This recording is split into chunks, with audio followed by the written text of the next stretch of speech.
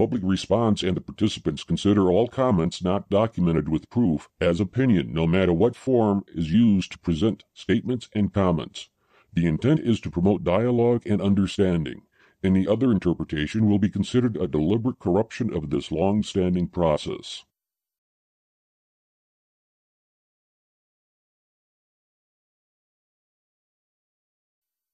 The views, positions, and comments are presented so as to promote dialogue, and any endorsement by public response or any of the participants should not be assumed. If you would just tell me what is the issue that you're most concerned about, I'll put it up here on the board for kind of an agenda, if there is an issue. My name is John Kloswick, Kloswyck. I'm a retired librarian from Michigan State University. Lived in East Lansing since 1968.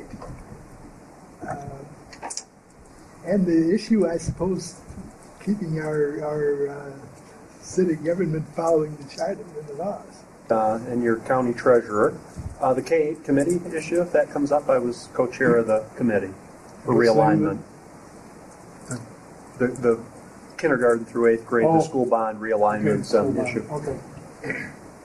I'm Jim Cuddyback. I've lived in East Lansing for about 30 or 40 years, maybe 50, I'm not sure. I'm interested in the bond issue, and I'm also interested in that city manager search issue. And I'm Vicki Beloli. I am a mother of 4 between 2.5 and 11. And 7 years new to East Lansing, and here to talk about the bond, if there's any comments. I'm Shanna Drahan. I live in Chesterfield Hills. I have 3 children in school districts. I was a Michigan State student and traveled around for many years and have settled back here maybe also about 7 years ago, actually. And I'm interested also in the bond and in the city manager search. I'm on the city's environmental commission, so we're following the city manager search as well. Don Power. I'm from the Pinecrest neighborhood, and my issues are many, as you know. From city manager search to how we've invested our money over the last 20 years in terms of development, to the city budget, and what I consider a lack of openness on the part of our government at this point towards people.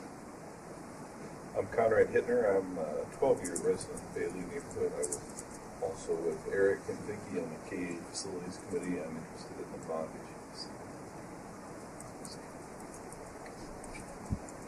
Mark Sullivan. I'm a professor at Michigan State University and a resident of East Lansing since 1991. And I'm a member of a district-wide coalition that is opposed to the bond issue, the construction bond issue, and is in favor of developing an alternative plan.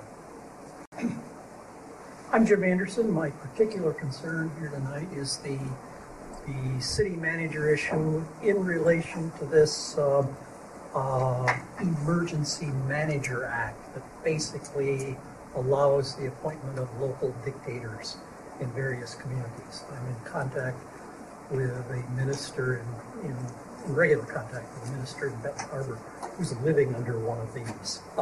So that's the particular concern. I'm also very interested in the interplay and the, let's say, the summing up of debt in this town, unfunded debt on the city government side, the potential for doubling the school debt through the bond issue. I think, well, you asked for issues and not speeches, so those are things that are very much on my mind. And of course, my issue, if anybody's been reading PR for the last 4.5 years or whatever, is City Center 2. And of course, that all falls into some of the same issues that we're dealing with here. I should probably put the school bond issue there, right? It's not just bonds, it's school bonds.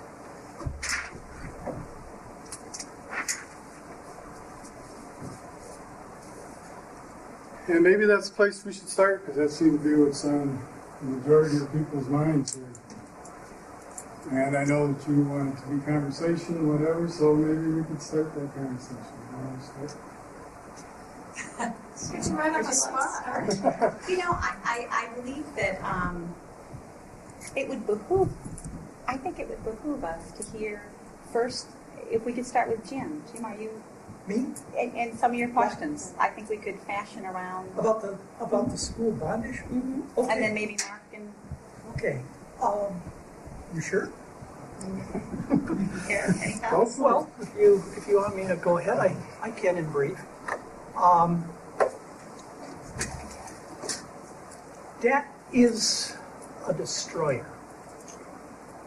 when it gets out of control. And I suspect that Eric Schertzing can probably give more vivid testimony on that point than I can.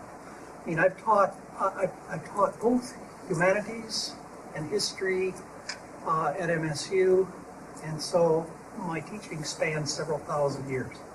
Debt destroys civilizations when it goes out of control. We've just had in this nation a huge, huge heart attack. And we're still kind of on life support from the debt that built up, the crash that came. So I'm very, very concerned about how much debt. We'll just about double the debt on the school side of things. We have about 62 million of school debt now, according to what the board filed with the Treasury. We'll add 54 million if the bond issue passes. Some of that will overlap for a time, but basically we'll carry a sizable debt for 40, 50 years on a tax base that is declining by school board projections for the next 4 or 5 years, and then is projected to level out and maybe increase. So that's the nutshell view of the school side, and my concern about that. I'm concerned about whether we need to spend $53 million plus 6 out of the school's own sinking funds, whatever funds they have available that they can put into this, almost $60 million. I'm struck as I become kind of hypersensitive on this question over the last few months, looking at the number of palaces that have been built in the name of school improvement over the last decade and a half. So my basic question is, do we really need all that is offered to have an excellent and highly competitive school system? My friends who travel internationally observe that we have an obsession with buildings and facilities in this country that seems way out of proportion when there are nations and schools with far less in the way of bricks, mortar, wiring, computers, and so on, running circles around us education. On the city side of things, Don, correct me if my numbers are wrong, but we're facing a deficit in the budget for the coming year. We face about $100 million of unfunded debt for retirements, for retirement health care, some, I'll call them odds and ends of things, but they're not such small odds and ends. There's 5 to 10 million of city center money that is immediately visible, and there may be more hidden that is debt yet to be fully funded. So here we are. I mean, just adding the numbers I put up in the air, we're over $200 million potentially. We're at actual 150 or so. Over 200 million potentially on debt on a tax base that's around $1 billion and trending slowly and uncomfortably downward for the next several years. That's my issue. Do we need what a very hardworking committee has offered us on one of its options? I'm ready to support what I think was called option C. I have no doubt that we're going to pass a bond issue in this town probably before the end of 2012. But I think we can have excellence at about half the cost that is being put forward. Committee processes, this political process that you go through in the city government or schools, are always interesting. The committee early on, this was, 35 citizens, pretty well across the spectrum of the community and education. The facilities have gotten old, and you can do repair, maintenance of the existing stuff, or you can start anew, more or less. The proposal is to start anew, more or less, given the cost of prolonging the lifespan of what we have for 10 or 20 years. The committee also, vast majority of the committee, got to a comfort level fairly early on of a continuation of the 7 debt mills. So that was part of the calculation on it. I don't know how to say the school district gets involved in, worrying fully about the city stuff, but I appreciate your point on that. And of course, the history with the buildings has been, there's been a lot of millage votes over the years where something was done to all of the buildings. Whether it made sense or not, frankly, because the politics of the neighborhoods made a millage vote one where you spread it around. So, the product that's in front of us is Save What You Can, the newest editions of the gyms and some office space and different partial wings from the 90s. And rather than do a 10 or 20 year life extension of the existing facilities, which have a lot of infrastructure and energy efficiency issues that would be costly to surmount in the existing walls, to put new next to the parts from the 90s that you could save. We talked about doing a couple schools, doing it in stages. There's some challenges with that because of valuations and the bonding ability, and also just the politics of how do you choose which schools to step through. We talked about plans that were 3 schools for K-8 or for K-5 or K-6, 4 schools, 5 schools, 6 schools. And, the decision ended up where it is for this vote. Can I ask you a sort of technical question? But it brings us really quickly to the points that we're raising here. In the 50-plus pages of application that the school board and school administration puts to the state treasury to get permission to ask mostly the folks around in this room for permission to levy a tax. The next to last page is something like a facility summary. Column 11 or 12 in that is something called something like the weighted adjusted age of the facilities. I wish I had the document with me. The weighted,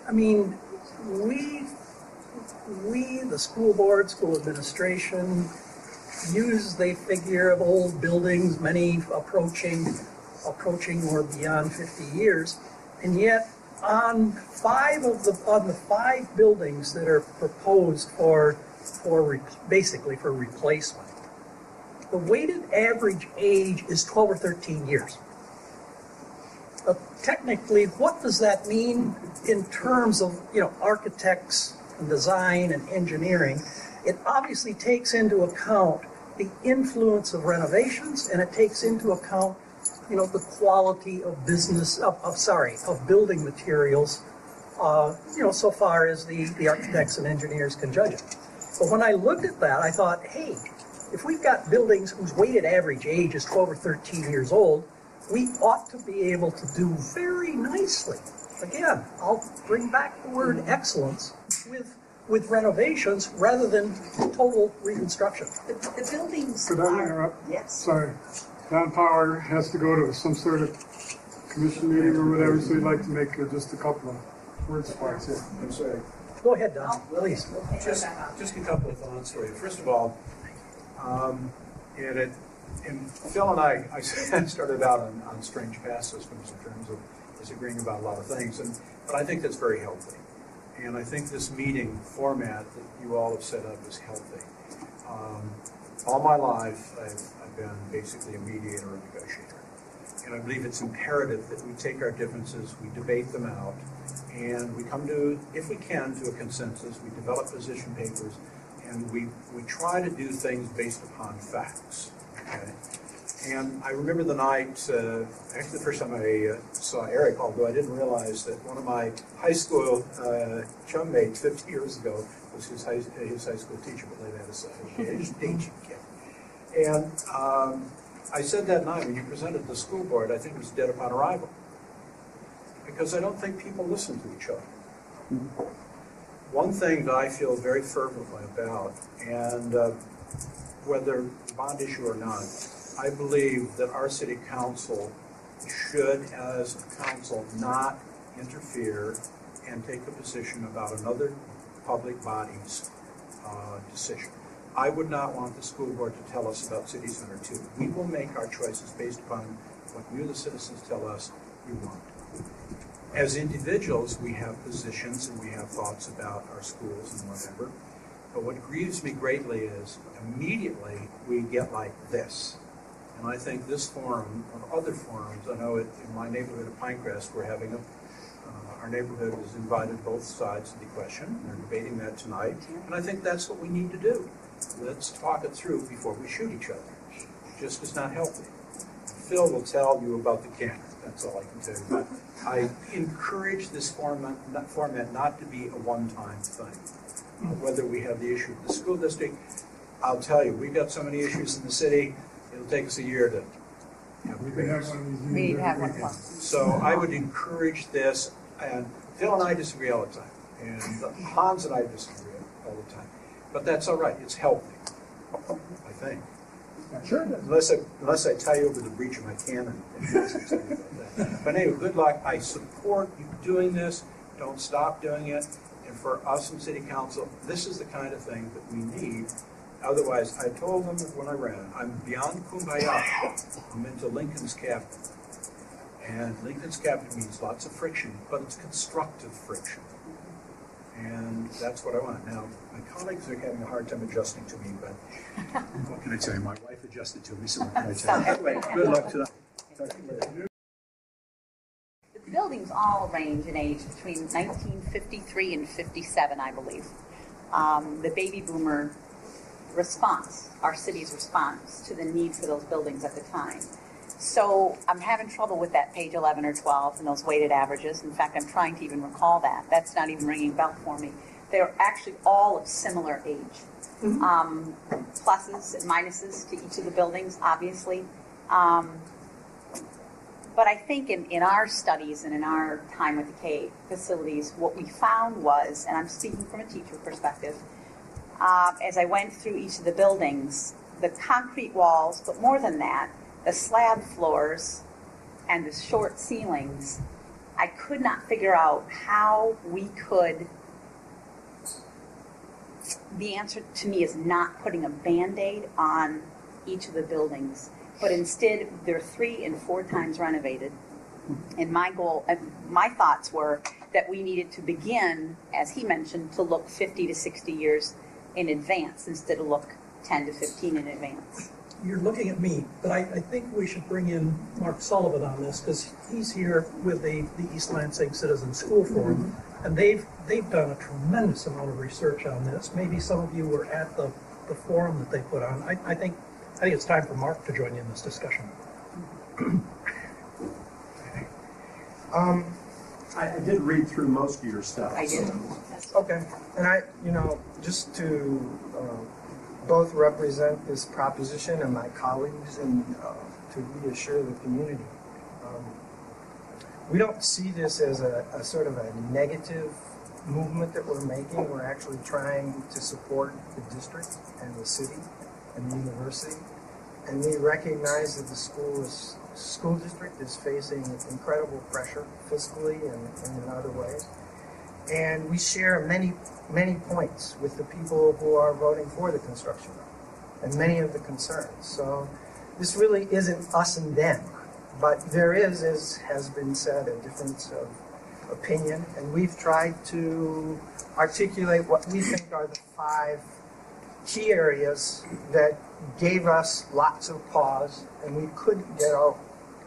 And I share the sentiment that the person just mentioned about the consensus. Like most of my own research about communities that respond to crisis and come out of it in good shape develop really strong, robust consensus, not thin ones or fragile ones. And I think a 4-3 vote, and whichever way this goes, if we're 51-49, to me that's not a strong consensus. And I don't think either side benefits from that. So I really hope that no matter how things shake out in the construction bond, we manage to form as a community a consensus that goes beyond sort of narrow democratic majorities and will allow us to deal with the huge problems that we face as a community. So that's sort of my preamble. On the issue of amounts, as I recall from the architectural firm and even Director Chapin's alternative last-minute proposal, all of the construction issues could be dealt with adequately according to their sense of adequacy for 15 to 20 years under the $37 million plan that was proposed. So for us, I think one major question was, is that 20 years more and sort of moving from extensive renovation to construction, new buildings, essentially bulldozing lots of buildings to get 20 more years of capacity in life, really a prudent move in the midst of the greatest economic crisis since the 30s and in the midst of an incredibly difficult time with state funding and so forth. And so I think that the consensus there was that it was fiscally irresponsible to make such a extensive commitment when we could have a much broader consensus around a more modest proposal, one that at least for a while had the approval of the superintendent and many people who are currently in favor of the bond issue. So I guess it comes down to whether that $53 million is really prudent right now in lots of different terms. But just to stick on this one issue, our consensus was no, it's not. And that there's nothing, we don't even know if schools will exist in 40 years, the way things are going. And that also affects, I think, the technology piece. And this is another part, but we don't feel that construction, some of the costs that are built in for technology seem like things that are added on just because it's possible to build those into bonding issues and construction things. But if you talk to some of the people, and I do a lot of work with technology, probably more than 2/3 of my occupation is involved with that, you can't reliably predict that any kind of technology will be useful beyond 5 years, much less 40. If you think what was going on in the 70s, which is what we're looking at, that technology doesn't even exist. I mean, you had floppy disks that were 3 feet wide. So we think that the technology piece could be dealt with and the physical structure of the schools, and there are some other issues. Maybe I'll shut up and let some response, and I'll bring those up later. So. I guess I'd just like to speak to some of the timeliness, because you speak about a consensus, and that the consensus you come to is that it isn't prudent. I would argue that there's a pretty strong consensus on the other side of that issue that says there is a very right timing here, and that as homeowners, for example, many of us understand that break point when you continue to put a patch on your roof versus putting on a whole new roof. These are terms, these are ways we can think about it that make sense to a lot of us.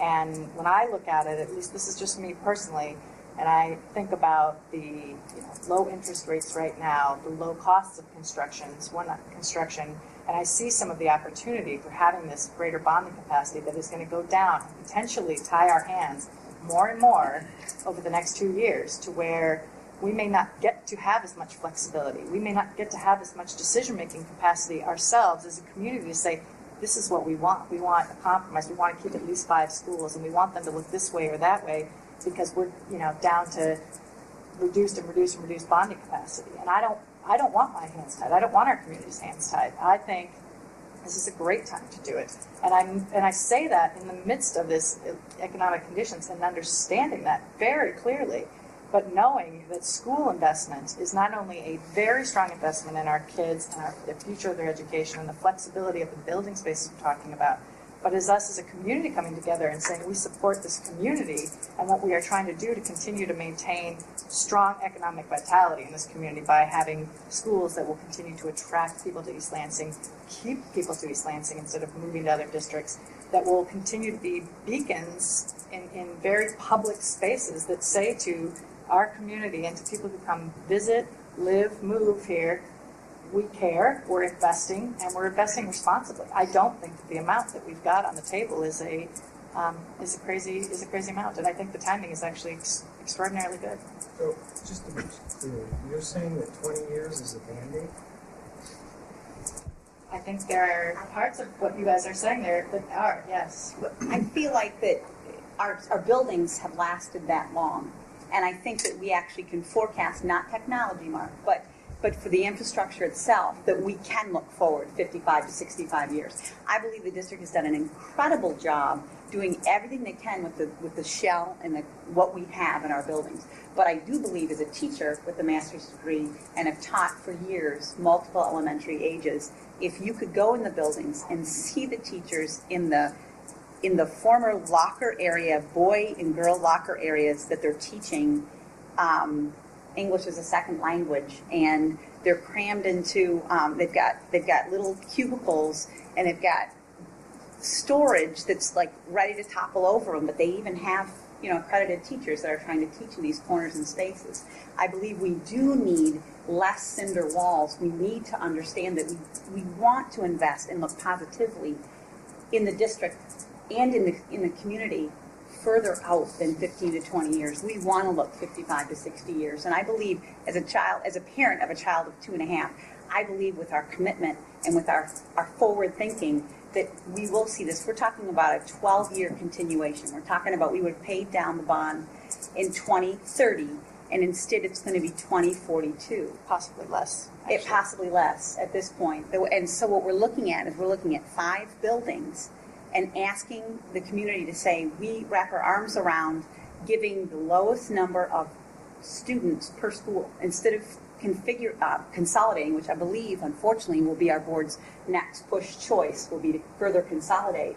I, as a teacher, want to see 300-person children buildings instead of 450 to 500-person buildings, because I think our future, I fear, if we don't take advantage of this bond right now, will be consolidation to 3 to 4 schools with somewhere between 425 to 525 kids in them. And that makes me feel like we are not thinking of the kids in our future. Can I direct a question across to Eric for some kind of general reflections? I think you're Janet? Shannon. Okay. You touched something that gets close to one of the foundation issues here in terms of bonding and financing and so on. Eric, could you offer us some general reflections on the issue of prudence in bonding with a tax base that is some places shaky, some places declining, but almost no place yet rising in this county? You're dealing with foreclosures, with families losing homes by the thousands. Well, and you must have some thoughts on this subject about, where is prudence in bonding? Well, as I told the committee, I started out in this process as one of the few people on the committee that probably knew when that 7 mills was going to sunset. I remember the day it went on, and I was calculating the day it might go off. So I changed my thinking in this process. The foreclosure issue is, not nearly as problematic in an East Lansing as it is in other parts of the county, both on the mortgage and on the tax foreclosure side. We've got 250 empty houses in this town. Yeah. At this moment. Yeah, but before the crisis started in Lansing, there were 8,000 vacant housing units. So proportionately, it's still much better. I do, without being a Pollyanna, I do look at things, try to look at things a little more rosy. I mean, we have a 6.4% unemployment in this area. We have economic employment diversity that few regions of the state can share. I mean, even the Grand Rapids and the Ann Arbors, sometimes when you're looking at the economic engine statistics for our region, compare unfavorably. We do have the issues in this environment also creates the interest rates. I mean, this was, the committee went through a lot of different conversations. One of the hats was economic development perspectives. Interest rates are historically low if you're going to do construction. Construction costs are somewhat historically low if you're going to do construction. Obviously, there is the challenge of the declining tax base. The committee was never approaching this from a let's levy whatever mills are necessary to build whatever structure. It was always working within, worst case scenario, a continuation of that seven mills, which does make this significantly doable. It is going to be another couple of tough years. Your figures on the $1 or $1 billion taxable value is about right. The district does have about 15 to 20% of us stretches outside of the city into the township of Meridian, which is held up a little bit better. I have a concern that when people look, and realtors do this, when people are looking at schools for their children and they see East Lansing schools, they might just as well be in Lansing. I mean, our buildings don't look any better than a K-6 school in Lansing. We don't compare favorably with DeWitt, Hazlitt, Okemos, Holt. We do from the perspective of neighborhood schools. I believe whether we had 4, 5, or 6 schools, we would have far more neighborhood schools in our environs than any of those communities. But if you're a home buyer looking into neighborhoods and you look at the library at Donnelly, and I encourage anybody to go out and take a look at these buildings. I mean, it was really an eye-opener when we devoted a day to going through all of them quite intimately. They're not going to buy in the Donnelly Basin if they see the library in Donnelly. It isn't just going in the door, it's what you see when you go in. So from an economic development standpoint, from a strength of the neighborhoods, from our ability to retain and grow student population, there was a fair degree of concern about what we look like. But isn't that kind of a bogus comparison? Because you're comparing the existing condition of the schools, and what we're talking about is 2 different concepts of restoring. Nobody denies that we need to improve the facilities. The question is, do we need to improve the facilities to the tune of $53 million or $37 million? Sure. The library at Donnelly would be improved under all the other proposals. And it's really debatable. There are thousands of neighborhood schools in really old buildings that have been renovated that are incredibly successful, that are loved by the neighborhoods, and that don't in any way miss the fact that they're modern structures built within the last 2 years. Plus, Grand Ledge passed a $54 million initiative, built a bunch of brand new schools, and 2 of them are sitting empty, and they've consolidated anyhow. So I think it's not really fair to talk about the existing condition as if the alternative was either go for 53 or leave things the way they are. Well, for $16 million, I appreciate what you're saying. We certainly had committee members. We certainly kicked that around. That was a goodly part of the discussion. But for $16 million, working with the existing buildings, the architects and the contractors told us there still would have been compromises. Ones that could be very, ones that could be very acceptable. This would not be the end of the world. But for my financial hat and my economic development hat, when I think about the additional bang for the buck you could get for another $16 million, I think that makes it quite affordable. I would have preferred 4 schools. You know, the politics is the art of compromise.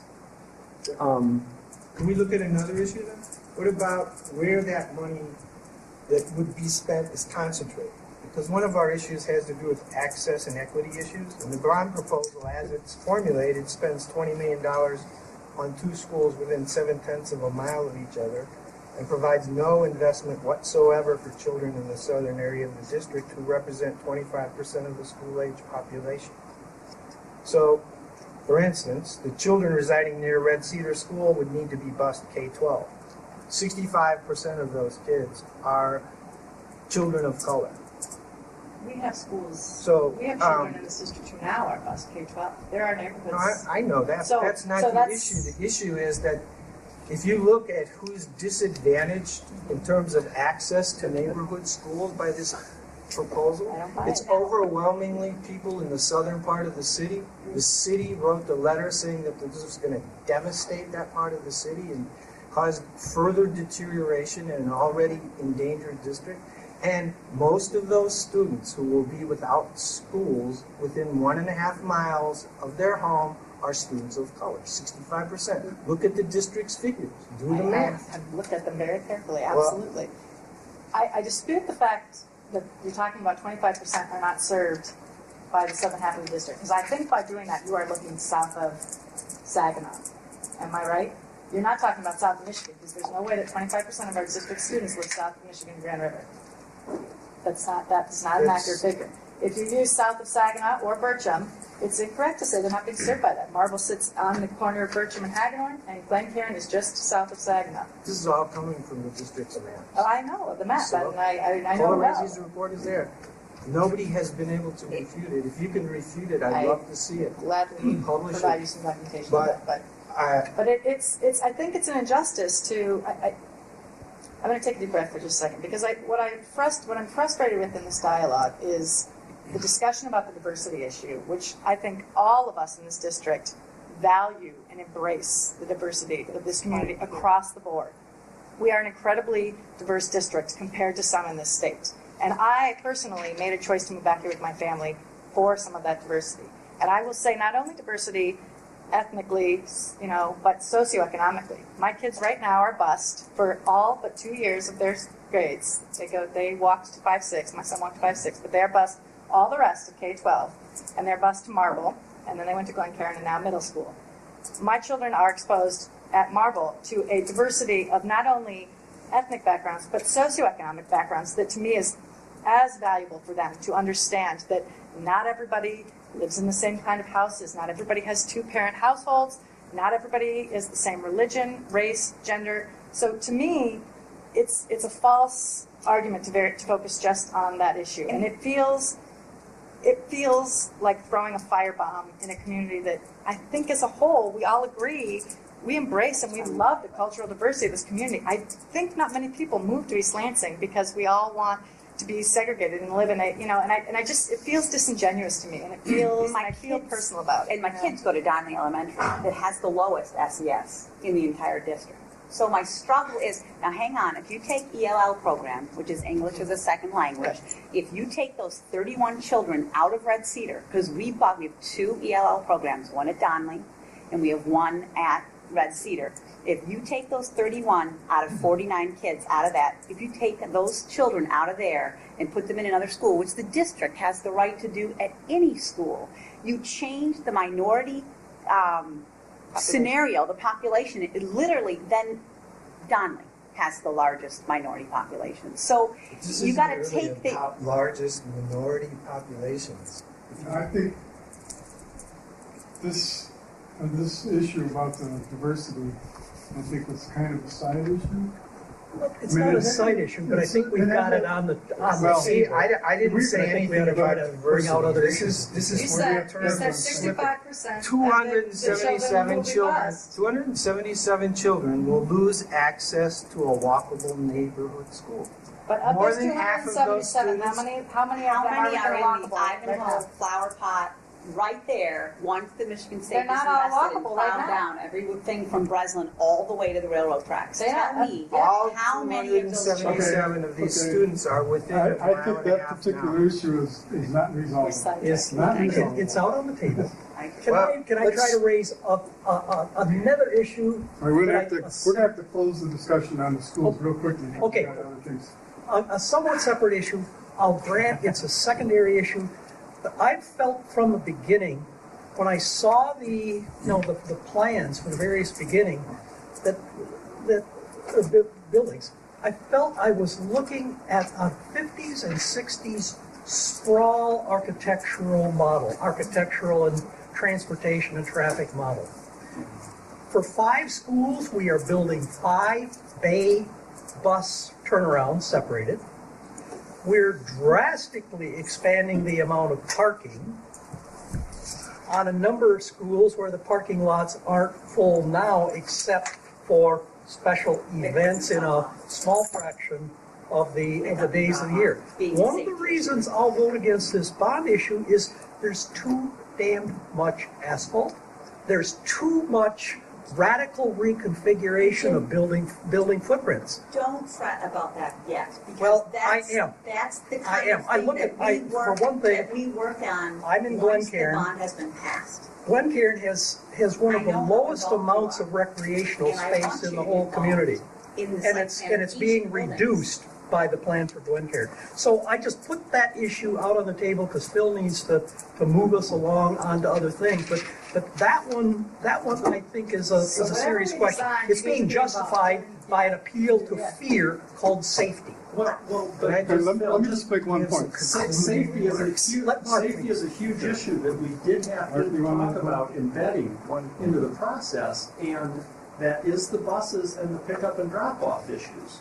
That one I think is wildly exaggerated. I would make I can give you my list 500,000 of bucks fears that in are a wildly short order for exaggerated. this district by getting us out of the kitty cata bus system. Mark, you got one last thing.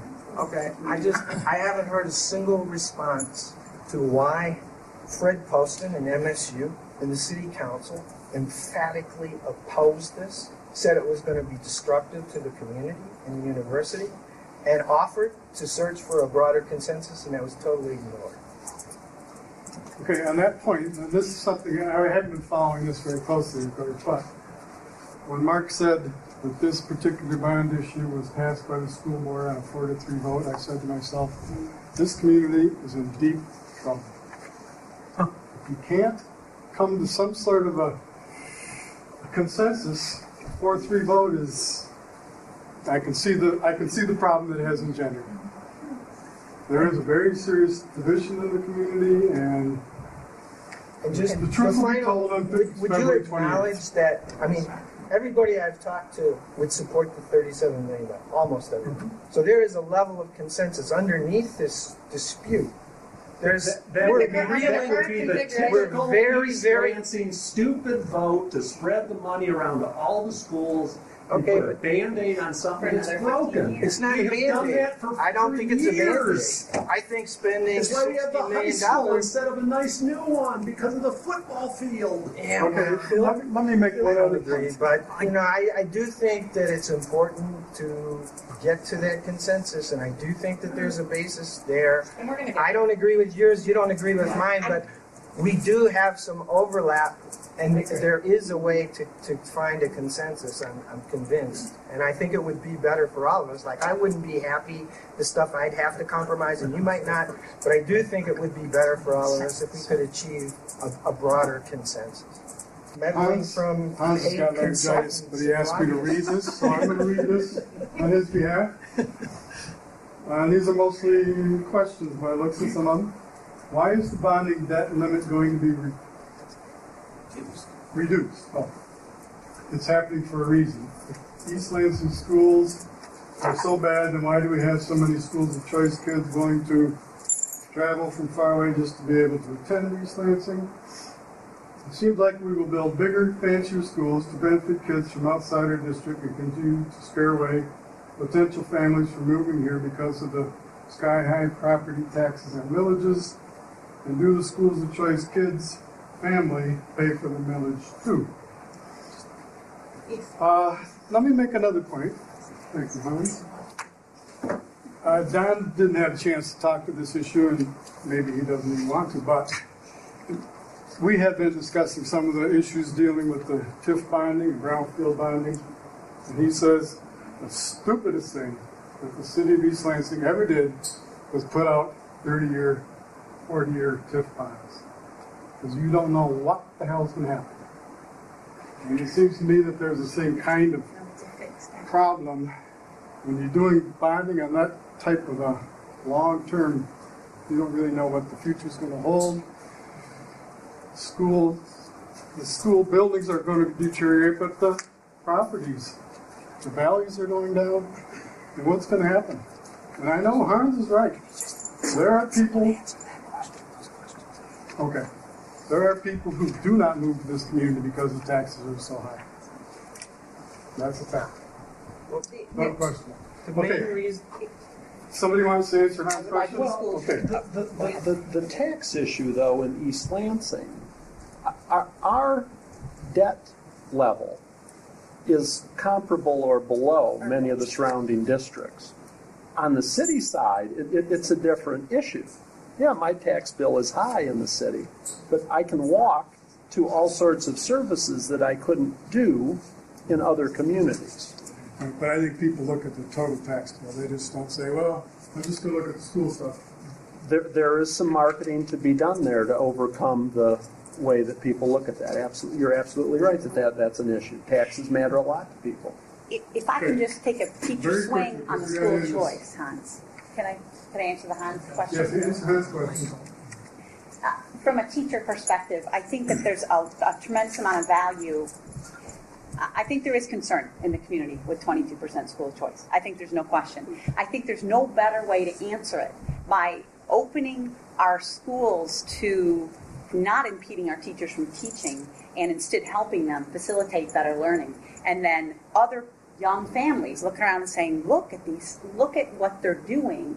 And so more families turn over our homes, since our homes are affordable. That's the advantage of what's happening to our home values. But more and more young families come in to affordable housing. And then what we do is that school of choice number, does what?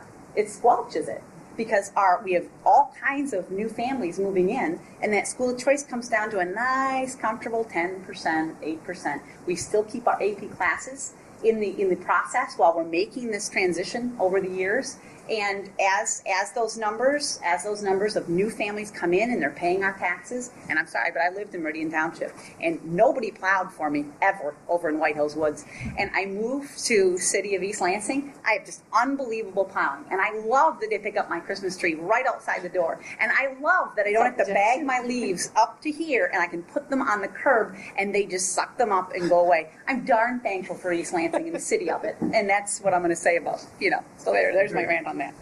Just got one sentence. I talked to a family, two teachers, 24 hours ago, who did not move into East Lansing even though they wanted to, because they could handle the house costs, but they could not handle the tax bill. So I think the point you're trying to make about young families needs a lot more documentation than you offer. But it's better than it's been. Okay. It's better than it's been. High note close. Dave Chapin takes plenty of criticism in all this, but he made a valiant effort, literally at the midnight hour, to get a compromise on this. And he was swiftly swatted down by the majority of 4 on the school board. I thank Dave for his effort. I think he understood where the pulse of the community was, and I think we will regret often the fact that the board majority did not listen to him. It looks like the city manager thing is probably the next item of discussion. And I don't know how many people here, probably everybody's been following that fairly closely. And Jim wanted to make a statement about at least one of the candidates. We don't even have to mention names necessarily, but I went off last round. I want to hold back for home. Well, part of the problem, I think, from my perspective anyway, is that the city manager search process has been behind closed doors since day one. We went to all the trouble and expense of hiring a headhunter firm. We could have done this, saved the community a lot of money by just making it a community process. And as far as I know, there's nothing in the system that allows for public input. Nothing. I mean, we can all send letters, send emails to our council members or whatever. But as far as a formal session where the community gets to vet the candidates, it does not exist. What's the format of the Wednesday night reception? I thought there was going to be cards and they were going to answer some questions. Well, I don't know really that know. for sure. I don't know. I don't know. In my mind, that's not a formal setting where we can make them. I don't know, and I'm not going to go. Because it's... Who defined that process? The council that was in place before the election. Okay? And Don obviously was the person who was selected afterwards. And I know from talking to Don on several occasions that he's been pushing them as hard as he can to get some order to that process and to get some sort of deliberative angles involved in that process. And everybody knows that they're following it. We're going to have the meeting Tuesday night, and 15 minutes later, Mayor Gadara says, okay, let's make a choice. And Don said, oh, wait a minute. That's why it was put off till Wednesday, because people didn't have time to look at all the materials. And I don't know if the materials were put online before that. I suspect that they weren't. Apparently they're online now. But what good is it now? The process is essentially over. And we have not had the opportunity to make our voices heard. From my own perspective, we had a huge problem with the previous city manager. And many of us were very concerned that the board was just going to find another state and clone, and that was very problematic for us. And if the community, and I think Jim mentioned the fact that there's a couple $100 million worth of liability, obviously this suggestion is not going to change that very much. But if they would go with the internal candidates, both of them, they're now doing 3 jobs. Why not just make that formal? We could save a lot of money. And those 2 people could split those 3 jobs, and I think they could get the job done. Why does it save money? Why would it save money? Because you don't have to hire another person. The assistant city manager is now the interim city manager. Right. But you'd still have to fill public works, or you're saying... Well, I'm saying Todd could do the public works. Well, they could share the assistant city manager duties. So if they both share it, and there's... I'm sorry. Todd stays in his DPW. George becomes the city manager, and both of them could share the assistant city manager. I see. Not have an assistant city. I was trying to figure out what you're talking about. Exactly. Yeah. Now, I don't know. My personal feeling is that the whole city needs to be downsized, like the planning department could all go away, and who would notice? The big developers would notice, but that's another problem. Phil, if I can make just a quick comment on what you just said about your suggestion of having 2 people do what 3 now do. I think it's an idea that I'll bet it takes all of us out of our comfort zones for different reasons. And yet it's an idea I think we just absolutely have to look at, not only at the city level, at the city government level, school district level. This question is going to come up in my church in the next couple of weeks at our annual meeting. Some way or other, we're going to have to face the issue of whether we can continue to afford 2 pastors. And one of the contentious issues, and it'll be friendly contentious, it isn't going to split the church, is whether and how we can operate at some lesser level of staffing for our church, whether we go to 1.7 positions or 1.5 or something like that. It's going to be a disquieting and uncomfortable discussion for everybody, but I think we have to have it, and I think Phil is pointing us in absolutely the right direction with his comment. I have no idea if the city council didn't listen to me, especially if I said something. They probably discounted they completely. may have to listen to their budget. Yes. Which is going to apparently Friday morning in the Hannah Center, there's going to be a meeting of the council where they actually are going to make their decision. And just talking to Don before he started and left, that meeting is going to be considered a public hearing, so we will have the opportunity to at least make some sort of comments or whatever. So I encourage everybody who's concerned about this to go there Friday morning. If nothing else, sit there and stare at them. Hope that they make the right decision, I guess. What time was that? I'm not sure what time it is, Jim. We'll probably put it out on PR, though, if we find out. Anybody else want to make any comments? I should be taking over this lead under moderator. So. All right.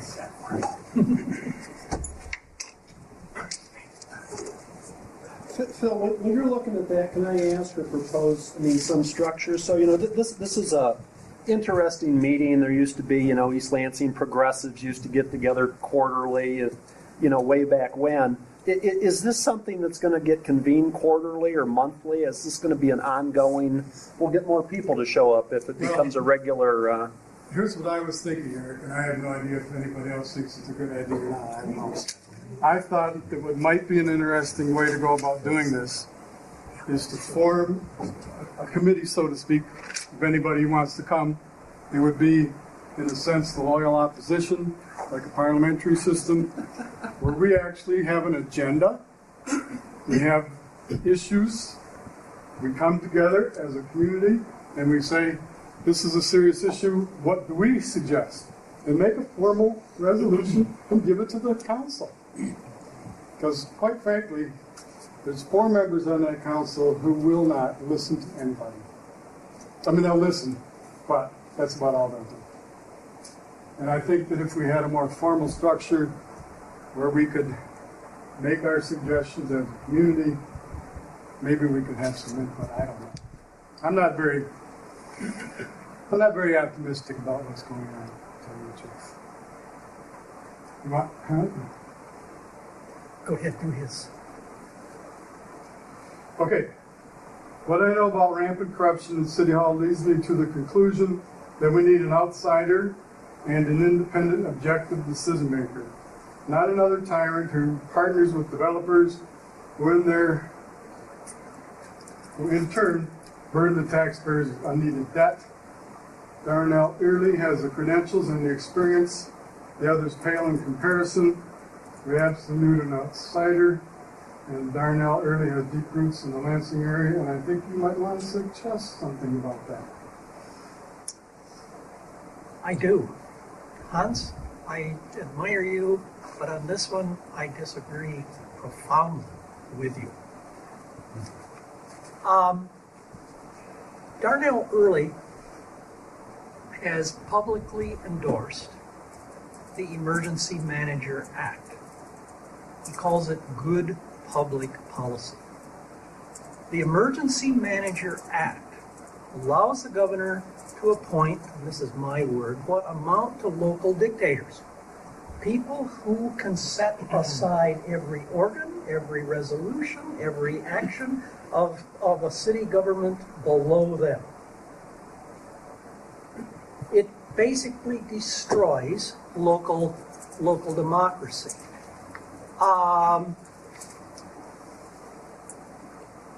Benton Harbor is under an emergency manager right now. Why? Flint? Why? I'll come to it. E-Course, Pontiac, and the big gorilla in this story, if you can call it a gorilla, it's a sick gorilla, is Detroit. I would give about 2-to-1 odds that Detroit will be under an emergency manager within 6 to 8 weeks. Why? Because they have financial difficulties. Also, the Detroit school system is already under an emergency manager. Here's the catch in all this. The emergency manager is supposed to straighten problems out. But there's a huge fishhook tucked inside the Emergency Manager Act. Bankruptcy would be a preferable route for almost every one of these cities and school districts because in a courtroom, a judge could impose or mediate a system of equal sacrifice which would include banks and moneylenders. The hidden reason for passing the Emergency Manager Act is to let the banks get everything they want and take all the money out of the hides and hearts and families and homes of people who in most cases are already terribly poor. It's austerity for the poor, it's prosperity for the banks. So I'm profoundly opposed to Darnell Early as a candidate because I don't think it'll happen, but East Lansing's finances are not so great that it's impossible that we could come under one. The governor is considering a personal property tax, another tax break. Business property. I guess it's business property tax. That almost certainly will throw other cities into bankruptcy, and from what I've been told, could even throw East Lansing into bankruptcy. So we disagree profoundly. We're friends, but boy, do we disagree on this one. On Early. You got Can I something, introduce Jeff? a different perspective? Yeah, sure. Very different perspective, yeah. I guess I look at a lot of these things in ways that are very similar to some of the things that were said about the school board. Like a lot of the work I've been doing for the last 10 years is looking at communities that are trying to respond to adversity, and in particular looking at those that have done a pretty good job of getting out of the mess and pulling together not just a sense of hope, but a more robust economy, a better job situation, a better educational environment. And many of them have done that not on the city level. I mean, there's a regional aspect to most of the successful responses. And I'm a little bit concerned that we're not developing as a community. I mean, my first concern in this is how did these people get there without us having the control over them that we need to have? Because they're not representing us. None. And we don't even have the kind of responsiveness that a really healthy community needs to have. And one of the reasons we've got City Center 2 and all this other stuff is we were all asleep while they were doing that stuff and letting them do it. And I feel kind of sheepish to almost downright stupid, like where was I? Have I been asleep while this was going on? Well, in all fairness, they did most of the stuff behind closed doors. You wouldn't, well, people downtown City Hall will tell you. But how did I let them get every there? document that they have. Okay. That's the only way you get to know anything in this town. You got to FOIA all the documents. They keep it all quiet, secret, etc. In terms of resources, though, if you want to look at how to, I don't think, we were just talking about this at break. I don't think there's any way you can cut and reduce your way to health. You can go down to one pastor, you can go down to one school. Sooner or later, you're going to hit the point where you can't do anything but get worse and worse and worse if you can't create some new forms of revenue stream, some healthier ways. Sustainability is not built by cutting things infinitely. And so I wish we would find some way as a community to get these people who are in positions of responsibility responsible to us and look at those kinds of things. The problem that I see it, and this is sad to say this, but our democracy has failed us here in East Lansing. Our citizens, as you said, we've been asleep at the wheel. Our elected representatives have completely failed us and been in total dereliction of their duty. City council has been worthless. The emergency manager law is such a touchy issue. It's one of those things that it may actually do us good to have a city manager, but it's a sad point if we have to come to that, and it's one of those things that obviously could be seriously abused, and that's what everyone's concerns about it. I actually think it'd be a great thing for somebody to come and take over the city and clean out the corruption. As Hans said, I spent 2 hours down at the Ingham County Circuit Court today digging through the case of Darcy Schmidt, planning director, or I think that may be her title, suing the city. Now, their allegation, just so everyone knows this, Mr. Ted Staten had development incentives in his contract. Of course, his contract isn't public information, but he made extra money by pushing development projects that would fail. Now, their allegation. But what I found in those files is that Ted Staten had told her not to keep any records of written complaints about anything. And this is characteristic of what happens in the city. They don't want to put anything on record that could damage the city. They forced Mr. Ron Springer to retire as a result of this, just like they did to Bob Dutcher, just like that was supposedly done to Ted Staten, just like that was done to Van Raven's way. Nothing is done in public in this city. Everything is swept under the rug. Philadelphia has to pay for us to get the information. I have to go to court and fight tooth and nail to get all this information that we all ought to have, whether it's City Center 2 and all these other things. And you guys got to get mad as hell and call your council members and say, why are you working for the developers? Why are you keeping all this stuff secret? And why don't you come out in public with it? They're scared shitless. Can I just ask you a question? Sure. And I'm going to throw this bomb out and then leave, which is all fair to do. But are you involved in any city commissions? Do you volunteer? And are you on downtown development? Do you volunteer for the planning of transportation? I'm raising this point only because I'm not disputing that there's a very valuable dialogue in whether you agree with what the city council is doing or whatever, but I find it very easy for people to say everything's behind closed doors and not take the time to. All of our commissions are downtown. We provide advisory opinions to city council. I know what's going on with those things. I've tried where I could to feed in. Have I been asleep at the wheel on certain issues? Absolutely. We're all guilty. Do I think that they're always responsive to me? No, I don't. Or to our community as a whole. But I take the time, and I'm involved, and I volunteer that position. And when I'm done with Environmental Commission, I'll volunteer for planning or transportation or wherever they need me, because we are a city that is run as a democracy. So all I say is I don't like to just sit around and say they're not responsible, we can't do this if we're not going to find solutions. And it's kind of to your point. So what are the solutions? What's the framework? And maybe it's not officially with the city, or maybe it's something else, or maybe it's this group and finding a way to do that. But I'm uncomfortable with the notion of just they're criminals, no this and that, and so get in and do something. Change it. Run for office. Okay, just speak. I need to respond to this real quick.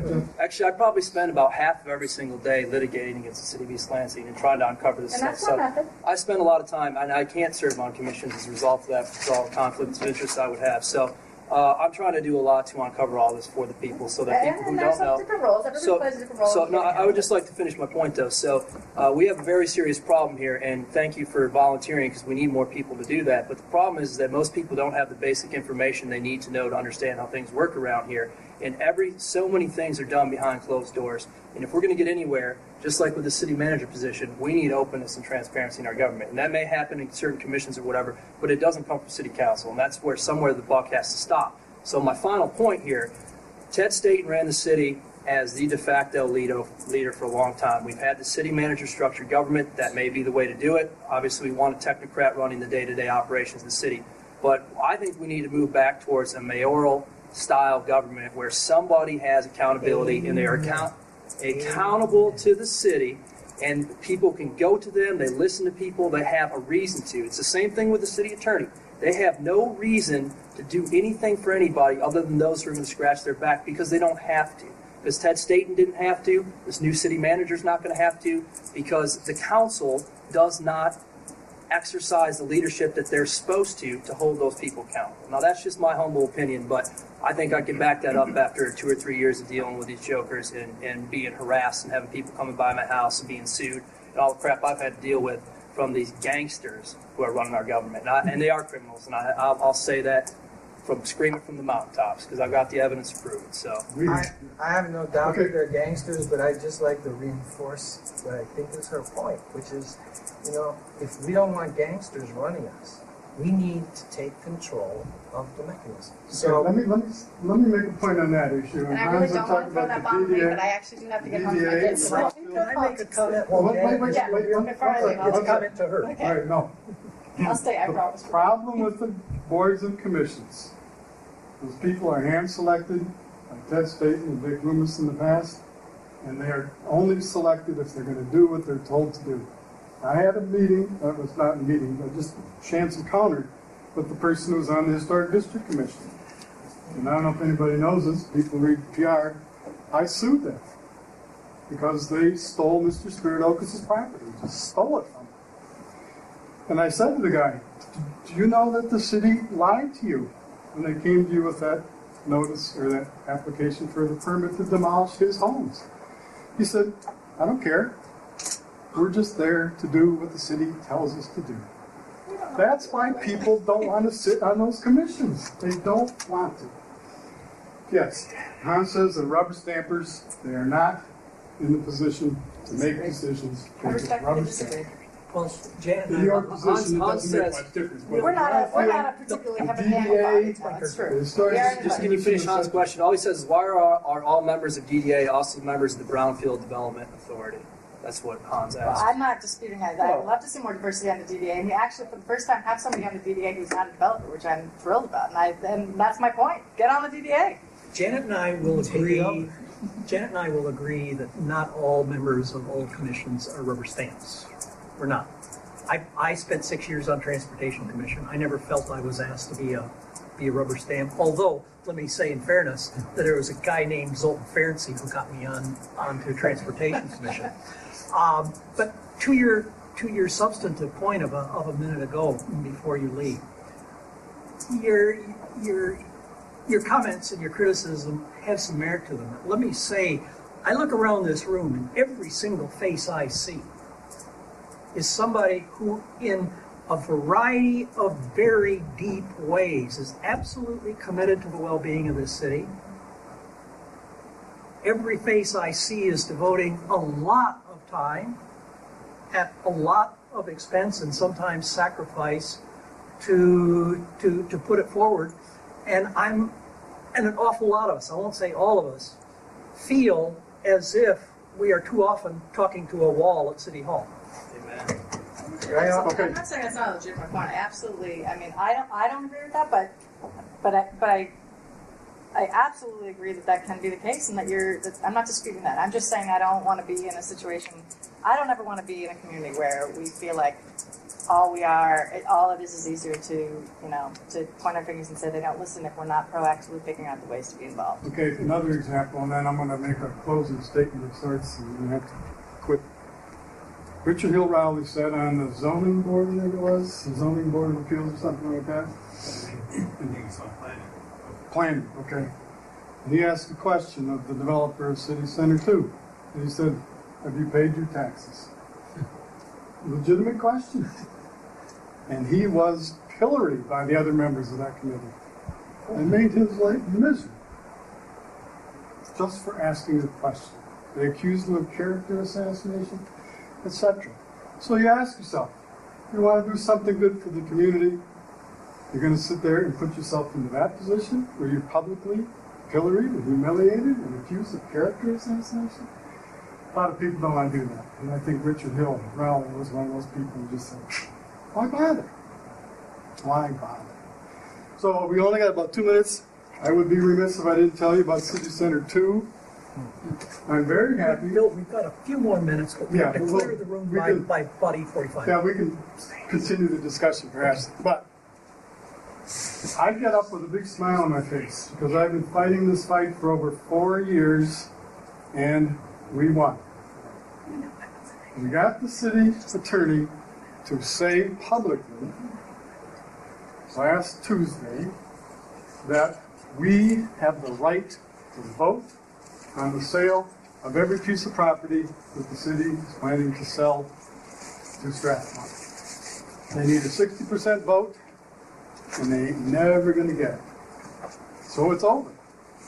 The people in City Hall don't realize it. They're going to do it. They're going to go through all the motions and spend all this money. But the project is dead.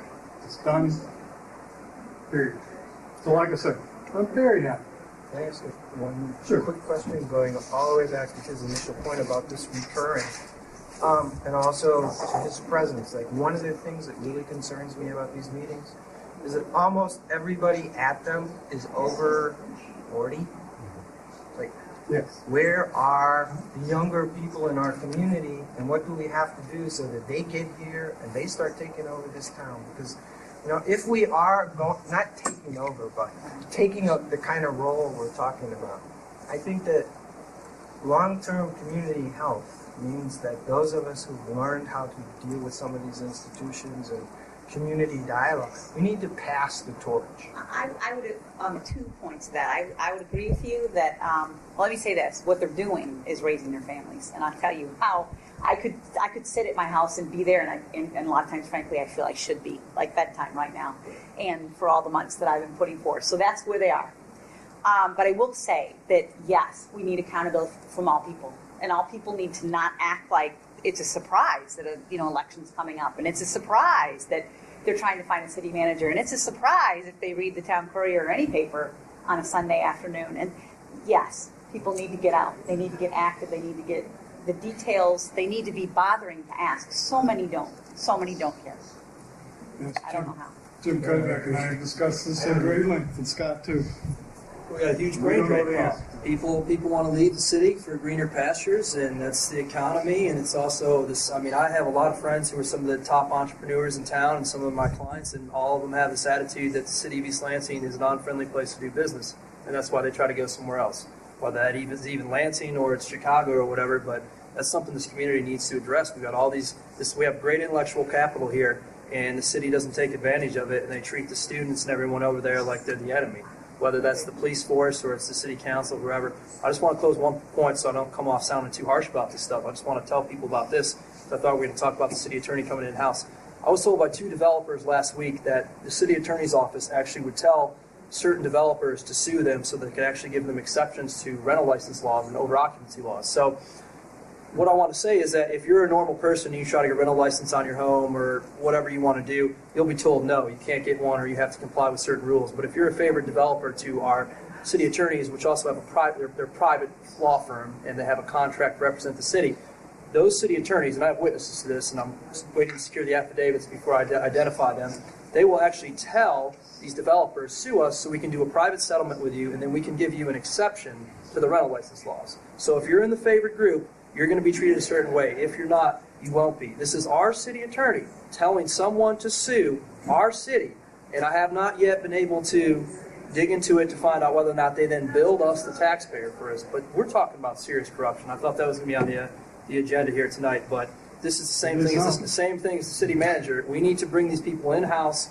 have them accountable to the people, and thanks everybody for showing up. I'm sure more young people would show up, but people, I think, unfortunately, are just so apathetic and so unoptimistic about what's going on, and we've got to try to get them fired up. So I think if you had these regular meetings and we had, people who attended, I mean, that's half the time. I used to attend almost all the city council meetings, but I felt like I was talking to a wall or like robots. I mean, you don't even get a response, and then they're scared to talk to me. I can't even get the police chief to sit down and talk to me because I know about police officers working for third parties that they shouldn't work for, and I want to say, Chief Liebler, what's your policy on this? What's her response?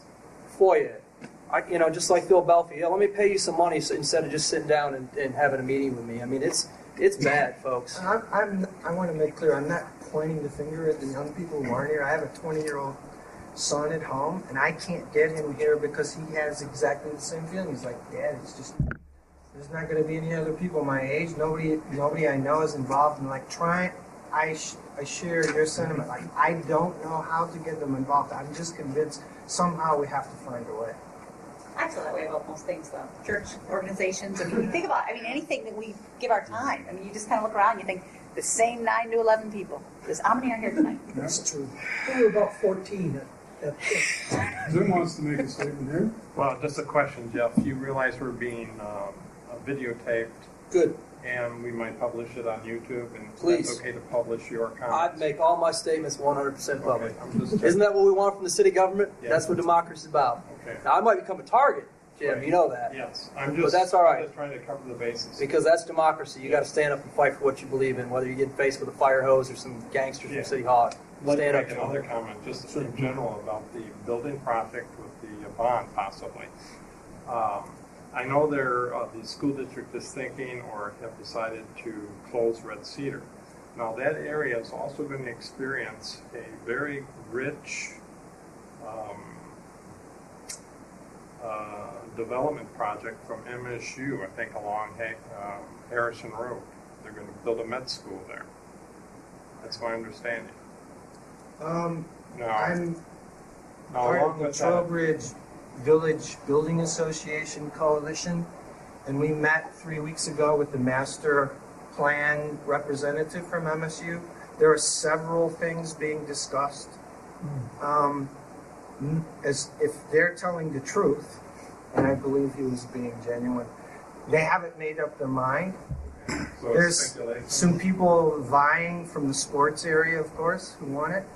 But one of the things that he said that was at the top of several people's list was what they call a mixed-use facility. It would be for international students and would showcase some of their green technology.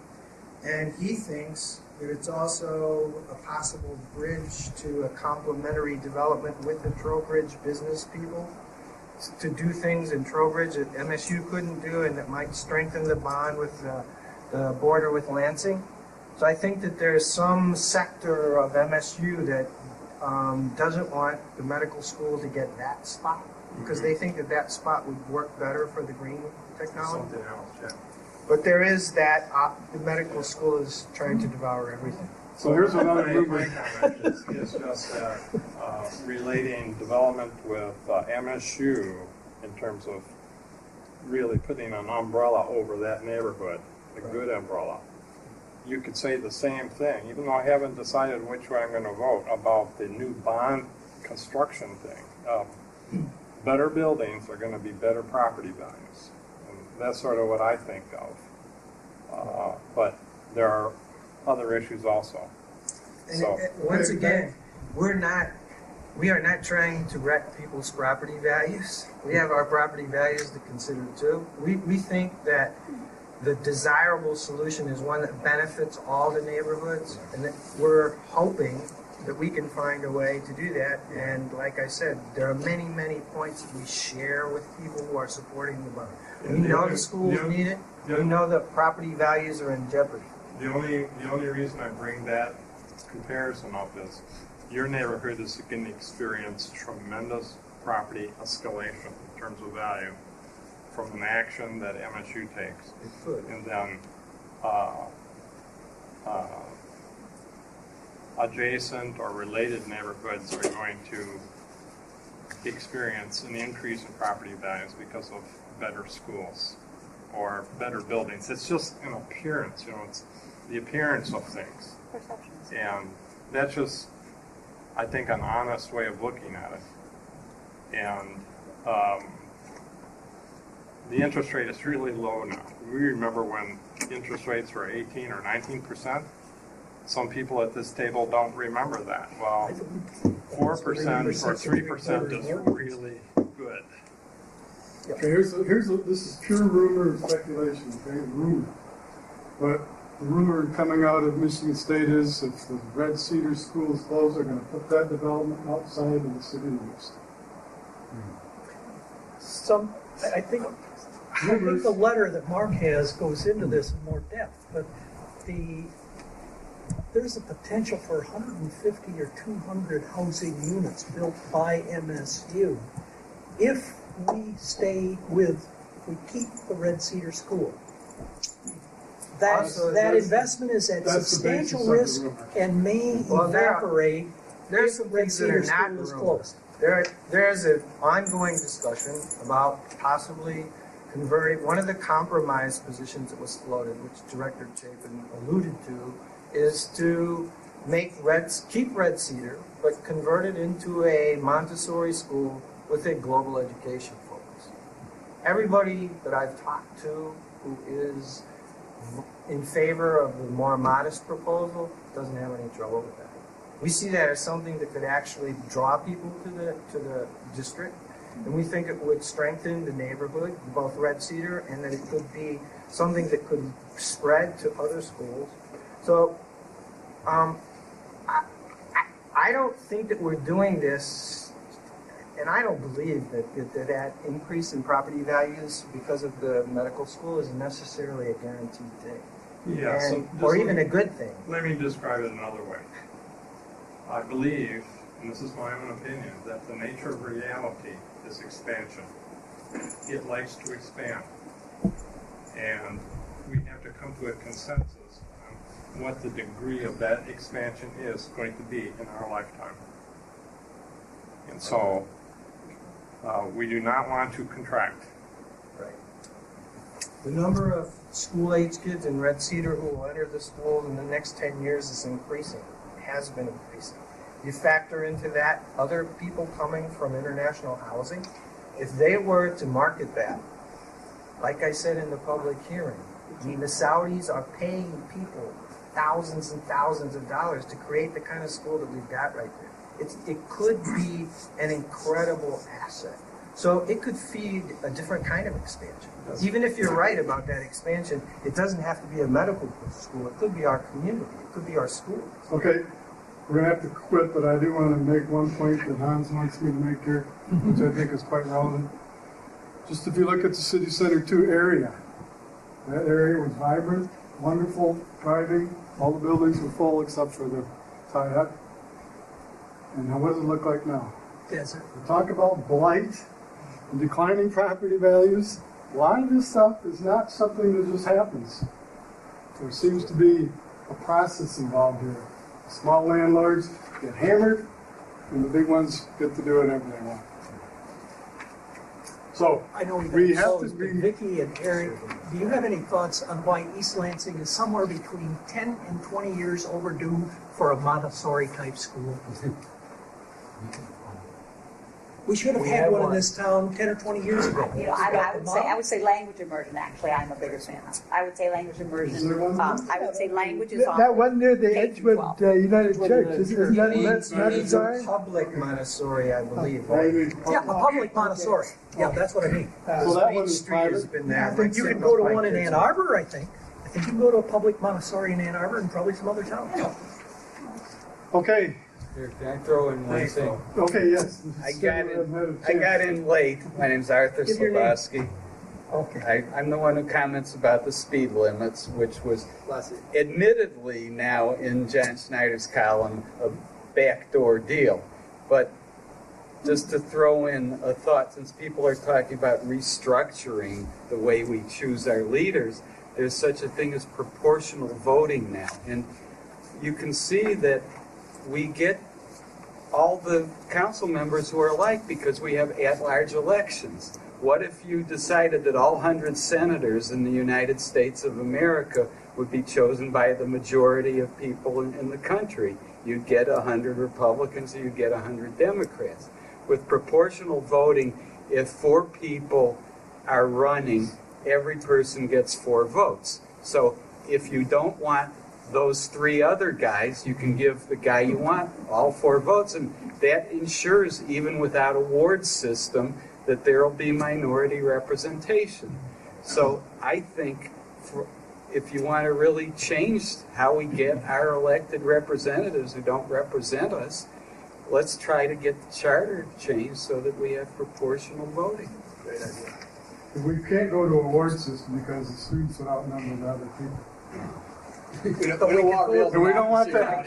We could go to a mayoral system. We could leave a mayoral system. You can do a mayoral. They can be corrupted too. Okay. Thank you all for coming tonight. Maybe we'll do this again. Thanks again. You spoke.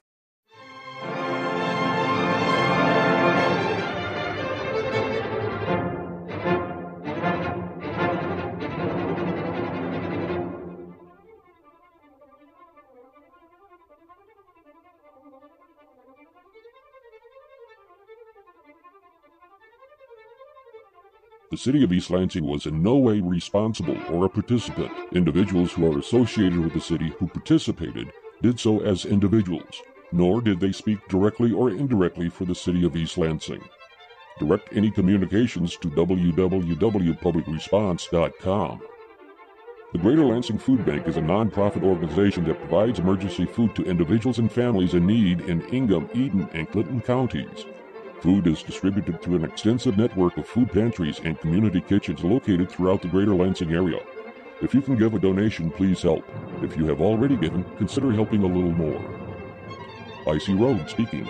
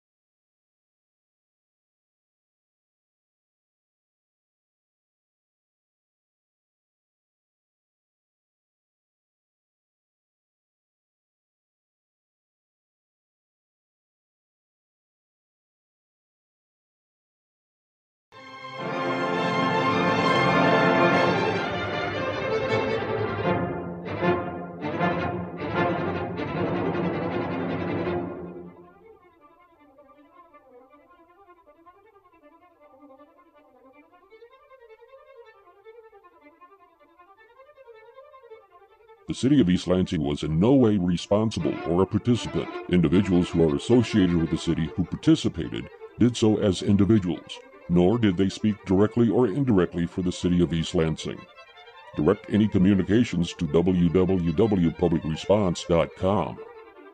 The Greater Lansing Food Bank is a nonprofit organization that provides emergency food to individuals and families in need in Ingham, Eden, and Clinton counties. Food is distributed through an extensive network of food pantries and community kitchens located throughout the Greater Lansing area. If you can give a donation, please help. If you have already given, consider helping a little more. I.C. Rhodes speaking.